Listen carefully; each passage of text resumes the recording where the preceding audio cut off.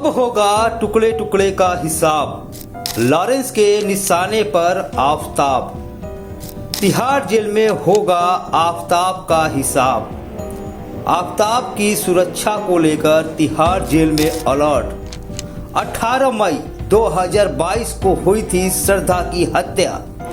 आफताब ने कर दिए थे श्रद्धा के टुकड़े टुकड़े। खौफ में प्रेमी के 35 टुकड़े करने वाला दरिंदा। एनसीपी नेता बाबा सिद्दीकी की हत्या और हॉलीवुड के सुपरस्टार सलमान खान के घर पर फायरिंग के बाद लॉरेंस बिश्नोई गैंग पूरे देश में कुख्यात हो चुका है। आए दिन लोगों को इस गैंग के नाम से रंगदारी भरी काल आती ही है। इसी बीच मुंबई पुलिस ने एक सनसनीखेज खुलासा किया है।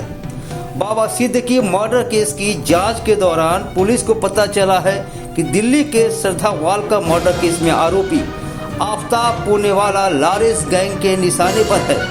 श्रद्धा वालकर मर्डर केस में गिरफ्तारी के बाद आफताब पूनेवाला तिहाड़ जेल में बंद है।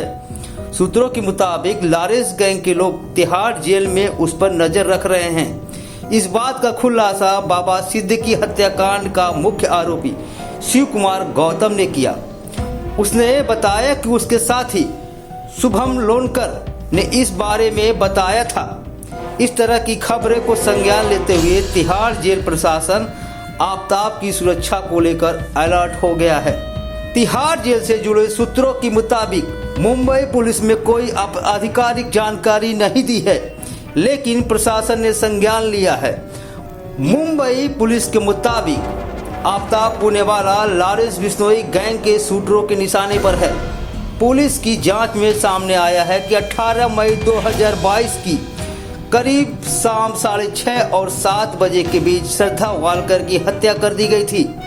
इस मामले में आरोपी आफताब और पीड़िता के बीच रिलेशनशिप की टाइमलाइन अहम रही है। मई 2019 से मार्च 2022 के दौरान मुंबई में आरोपी और पीड़िता की मुलाकात हुई थी और प्रेम संबंध बन गए थे।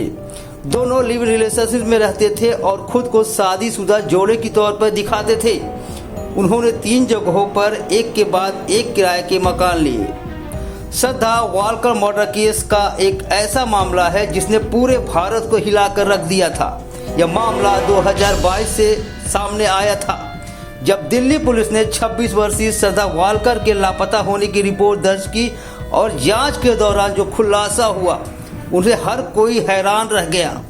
इस मामले में पुलिस श्रद्धा के कथित प्रेमी आफताब पूनेवाला को गिरफ्तार किया था, जिसने उसकी हत्या और 100 के 35 टुकड़े करने की बात कबूल भी की थी।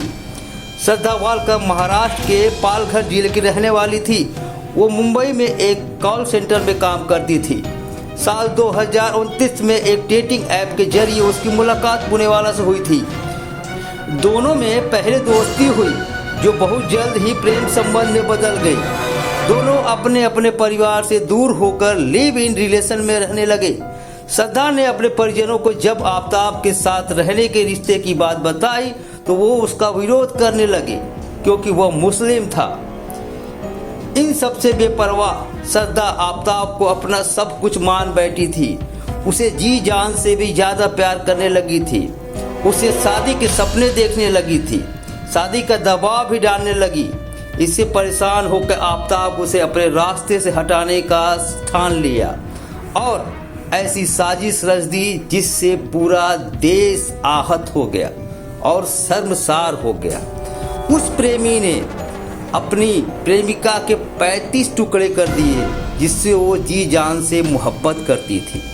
श्रद्धा वालकर के एक दोस्त ने उसके पिता को बताया कि बहुत दिनों से श्रद्धा से बात नहीं हो पा रही है। ऐसे में श्रद्धा के पिता को शक हुआ और उन्होंने मुंबई पुलिस से थाने में बेटी की गुमशुदगी की रिपोर्ट दर्ज कराई। मुंबई पुलिस ने आफताब को 2 बार पूछताछ की और श्रद्धा की कॉल डिटेल्स भी दिखाई। इस दौरान पता चला कि श्रद्धा का फोन मई 2022 से बंद है। मुंबई पुलिस को आफताब पर शक हुआ तो दिल्ली के महरौली पुलिस स्टेशन में घटना की जानकारी साझा की गई।